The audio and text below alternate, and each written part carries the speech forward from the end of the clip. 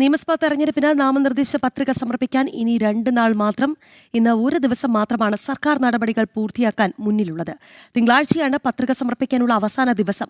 പത്രിക സമർപ്പിക്കാനുള്ള അവസാനഘട്ട ഒരുക്കങ്ങളിലാണ് മുന്നണികൾ.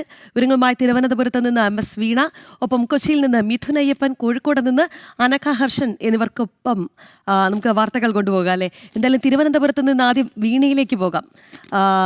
തിരുവനന്തപുരത്തെ പ്രമുഖ സ്ഥാനാർത്ഥികൾ ഇന്ന് പത്രികാ സമർപ്പണം നടത്തുന്നുണ്ട്. ഞാൻ മനസ്സിലാക്കുന്നത് BJP സംസ്ഥാന അധ്യക്ഷൻ രാജീവ് ചന്ദ്രശേഖർ അടക്കമുള്ളവർ ഇന്ന് പത്രികാ സമർപ്പണം നടത്തുന്നുണ്ട് എന്നുള്ളതാണ് മനസ്സിലാക്കുന്നത്. എപ്പോഴേക്കായിരിക്കും? ഒപ്പം തന്നെ മറ്റ് സ്ഥാനാർത്ഥികൾ അവരുടെ പത്രികാ സമർപ്പണം വിശദമായി തന്നെ പറയാം വീണ.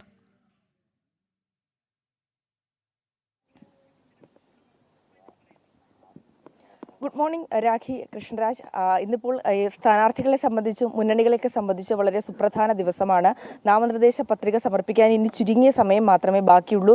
മാത്രമല്ല, ഇതുമായി ബന്ധപ്പെട്ടുള്ള സർക്കാർ നടപടികൾ പൂർത്തിയാക്കുവാനുള്ള ഒരു സമയം ഇന്ന് മാത്രമാണ് അവശേഷിക്കുന്നത്. അതിനാൽ തന്നെ അതുമായി ബന്ധപ്പെട്ടുള്ള തകൃതിയായിട്ടുള്ള തിരക്കുകളിലാണ് മുന്നണികളും സ്ഥാനാർത്ഥികളും ഒക്കെ.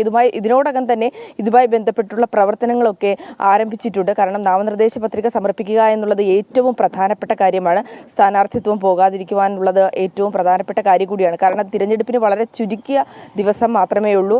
നാമനിർദ്ദേശ പത്രിക സമർപ്പിക്കുമ്പോൾ അതുമായി ബന്ധപ്പെട്ട് ഒരുപാട് സർക്കാർ രേഖകൾ സമർപ്പിക്കേണ്ടതോടൊപ്പം തന്നെ ആദായ നികുതിയുടെ വിവരങ്ങൾ, അതുപോലെ തന്നെ വ്യക്തി വിവരങ്ങൾ, അതുമായി ബന്ധപ്പെട്ട് അല്ലെങ്കിൽ എന്തെങ്കിലും കേസുകൾ ഉണ്ടെങ്കിൽ ആ കേസുകളുമായി സംബന്ധിച്ചിട്ടുള്ള ആ സ്ഥാനാർത്ഥിയെ സംബന്ധിക്കുന്നതും ആ സ്ഥാനാർത്ഥിയുടെ അടുത്ത ബന്ധുക്കളെ സംബന്ധിക്കുന്നതായിട്ടുള്ള എല്ലാ വിവരങ്ങളും സമർപ്പിക്കേണ്ടതുണ്ട്. BJPയുടെ പ്രധാനപ്പെട്ട സ്ഥാനാർത്ഥികളല്ല, തിരുവനന്തപുരത്തെ സ്ഥാനാർത്ഥികളൊക്കെ ഇന്ന് നാമനിർദ്ദേശ പത്രിക രാവിലെയോടുകൂടി സമർപ്പിക്കുമെന്നാണ് നമുക്ക് മനസ്സിലാക്കാൻ സാധിക്കുന്നത്. നേമം സ്ഥാനാർത്ഥി രാജീവ് ചന്ദ്രശേഖർ, അതുപോലെ തന്നെ കഴക്കൂട്ടം സ്ഥാനാർത്ഥി V മുരളീധരൻ, അതുപോലെ തന്നെ കാട്ടാക്കട സ്ഥാനാർത്ഥി PK കൃഷ്ണദാസ് എന്നിവരൊക്കെ ഇന്ന് രാവിലെയോടുകൂടി നാമനിർദ്ദേശ പത്രിക സമർപ്പിക്കുമെന്നാണ് നമുക്ക് അറിയാൻ സാധിക്കുന്നത്. എല്ലാവരും ചിലർ പദയാത്രയായിരിക്കും ആ ഒരു തിരഞ്ഞെടുപ്പ് വരണാധികാരി അല്ലെങ്കിൽ ആ ഒരു ഓഫീസറുടെ അടുത്തേക്ക് എത്തുന്നത്. പലയിടങ്ങളിലായിട്ടായിരിക്കും. ചിലർ ജില്ലാ കളക്ടറേറ്റിൽ സബ് കളക്ടർക്ക് മുൻപിലും മറ്റൊരു കളക്ടർക്ക് മുന്നിലും ഒക്കെ ആയിട്ടായിരിക്കും ഈ ഒരു നാമനിർദ്ദേശ പത്രിക സമർപ്പിക്കുക എന്നുള്ള വിവരങ്ങളാണ് ലഭിക്കുന്നത്. പൂർണ്ണമായും ഇതുമായി സംബന്ധിച്ചുള്ള സമയക്രമം രാവിലെയോടുകൂടി ഇത് സമർപ്പിക്കണമെന്നുള്ള കാര്യങ്ങളാണ്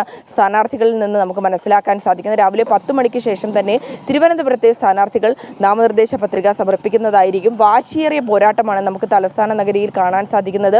മണ്ഡലങ്ങളിൽ സജീവമാണ് സ്ഥാനാർത്ഥികൾ. ഒപ്പം തന്നെ ഗൃഹസന്ദർശനമുണ്ട്, അതുപോലെ തന്നെ കുടുംബ സമ്പർക്കം പോലുള്ള പരിപാടികളിൽ പങ്കെടുക്കുന്നുണ്ട്. കൂടാതെ തന്നെ വോട്ടർമാരുമായി സംവദിക്കുന്നുണ്ട്. റോഡ് ഷോകളും ഒക്കെ തകൃതിയായി തന്നെ നടക്കുന്നുണ്ട്.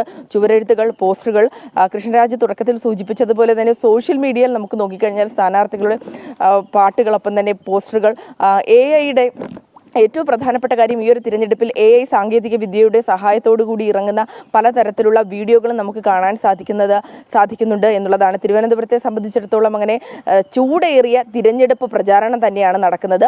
ഇന്നിപ്പോൾ സമർപ്പിക്കുന്ന നാമനിർദ്ദേശ പത്രികകളുടെ സൂക്ഷ്മ പരിശോധന നടക്കുന്നത് 24-ാം തീയതിയാണ്. തിങ്കളാഴ്ച വരെ നാമനിർദ്ദേശ പത്രിക സമർപ്പിക്കാൻ സമയമുണ്ട്. പക്ഷേ നാളെ ഞായറാഴ്ച ദിവസമാണ്, നാളെ അവധിയാണ്. അതിനാൽ തന്നെ ഇന്നും തിങ്കളാഴ്ചയും മാത്രമാണ് മുന്നണികൾക്കും സ്ഥാനാർത്ഥികൾക്കും മുന്നിലുള്ള സമയം. പത്രിക പിൻവലിക്കുവാനുള്ള അവസാന തീയതി 26-ാം തീയതിയാണ്. രാഖി, ശരി വീണ, എന്തായാലും വളരെ ചുരുങ്ങിയ സമയം മാത്രമാണുള്ളത് അല്ലേ?